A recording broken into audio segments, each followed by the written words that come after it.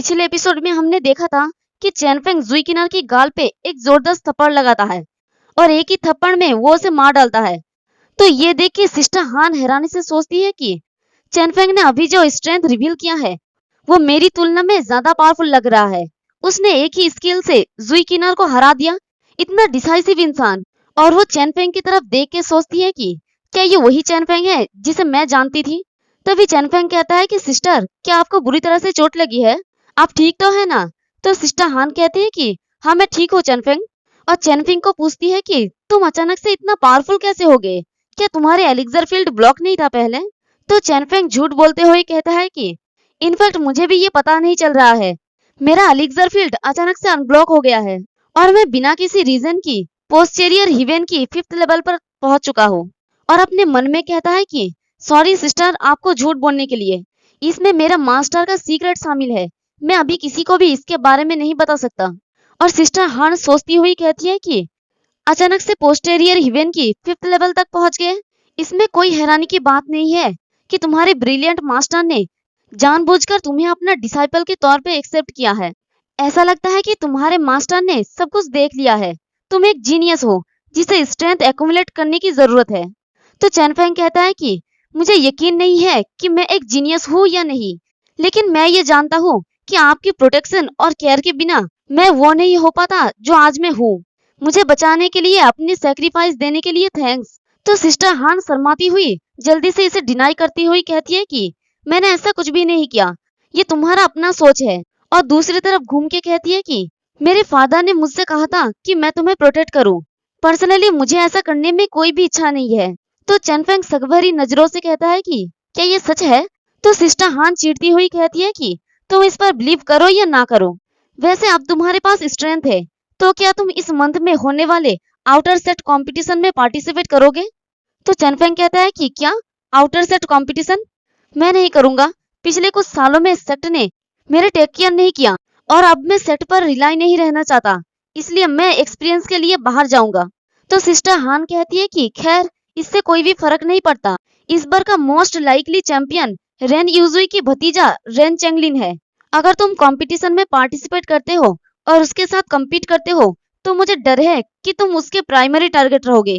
तो रेन यूजुई की भतीजे को याद करते ही चैनफेंग काफी ज्यादा गुस्सा हो जाता है और कहता है कि सिस्टर, मैंने अपना माइंड चेंज कर लिया है, प्लीज मेरे रजिस्टर करने के लिए मुझे हेल्प करें, मैं इसमें पार्टिसिपेट करने वाला हूँ। तो सिस्टर हान पूछती है कि क्या तुम अपने मास्टर की गुस्सा निकालने के लिए चेंगलिंग को हराने वाले हो? तो चैनफेंग कहता है कि हाँ, मैं चेंगलिंग को हराना चाहता हूँ। मैं रेनजुई को वो हासिल करने नहीं दूंगा जो वो चाहती है। तो सिस्टर हान परेशान होकर कहती है कि लेकिन रन चेंगलिंग पोस्टेरियर हिवेन की 9th लेवल पर है, जबकि तुम सिर्फ 5th लेवल पर हो। हालांकि तुमने कुछ स्ट्रेंथ जमा कर ली है, फिर भी तुम उसके ओपोनेंट बनने से बहुत दूर हो। तो ये सुनते ही चैनफेंग पूछता है कि सिस्टर, क्या आपको मेरी परवाह है?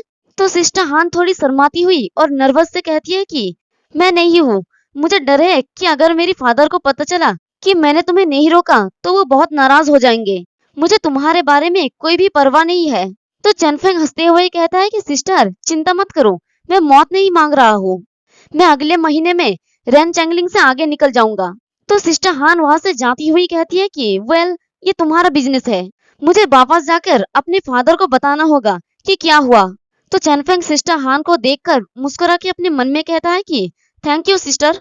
और वो जुई किनार की तरफ आगे बढ़ते हुए कहता है कि रेन यूजुई इस बार मुझे मारने में फेल रहा, मुझे डर है कि वो ये फिर से करेगी। मुझे जितना जल्दी हो सके अपने स्ट्रेंथ को इम्प्रूव करना होगा। चलो मुझे अब लूट का माल चेक करने दो, उसके पास कुछ तो है। तो वो उसके पास से एक छोटा सा स्टोरेज बैग को निकाल लेती है और उसमें देखता है तो उसमें 18 मीडियम ग्रेड का स्पिरिचुअल स्टोन है और 100 लो ग्रेड का स्पिरिचुअल स्टोन। तो ये देख के चैनफेंग कहता है कि वो रेन यूजुई की डिसाइपल होना डिजर्व करती है, वो रिसोर्सेस के मामले में अमीर है, बट अब ये सब मेरा है। तभी उसे उसके पास में एक छोटा सा स्क्रोल दिखता है। तो चैनफेंग कहता है कि अब ये क्या है? और वो जब उस स्क्रोल को खोलता है तो वो थोड़ा सा फटा हुआ होता है और देखता है तो कहता है कि ये एक योलो ग्रेड का 3rd रैंक का कल्टीवेशन मेथड है, ग्रेट गोल्डन पाम, जो इनकम्प्लीट है। तो उसमें लिखा होता है कि जब ग्रेट गोल्डन पाम को सक्सेसफुली प्रैक्टिस किया जाता है तब स्पिरिचुअल की गोल्डन पाम में कंडेंस किया जा सकता है। और वो पाम एक जलती हुई सूरज की तरह दिखता है जो लाइट रेडिएट्स करता है।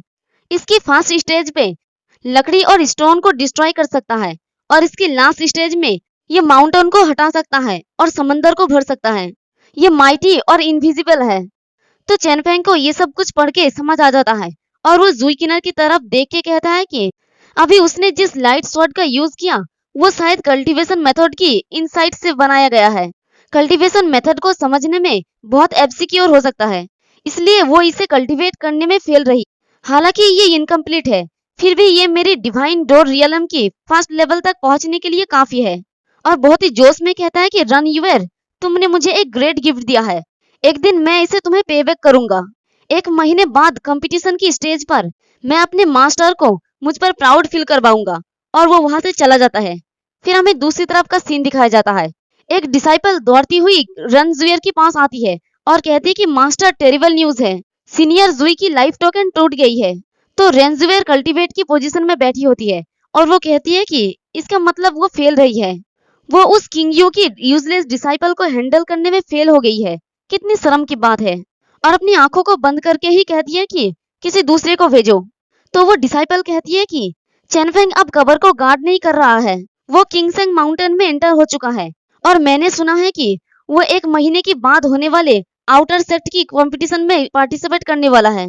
तो ये सुन के यूजुई अपनी आंखों को खोलती है और एक मुस्कुराहट के साथ कहती है कि वो कुछ सीक्रेट ट्रेजर पर भरोसा करता है जो यंग किंगियो ने उसके पास छोड़ा था।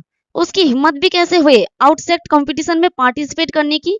ये कितना रेकलेस लड़का है। और इसी के साथ हमारा ये वाला एपिसोड भी खत्म होता है। एक्सप्लेनेशन पसंद आई तो कमेंट करके जरूर बताना। वीडियो को लाइक और चैनल को सब्सक्राइब कर देना। शुक्रिया।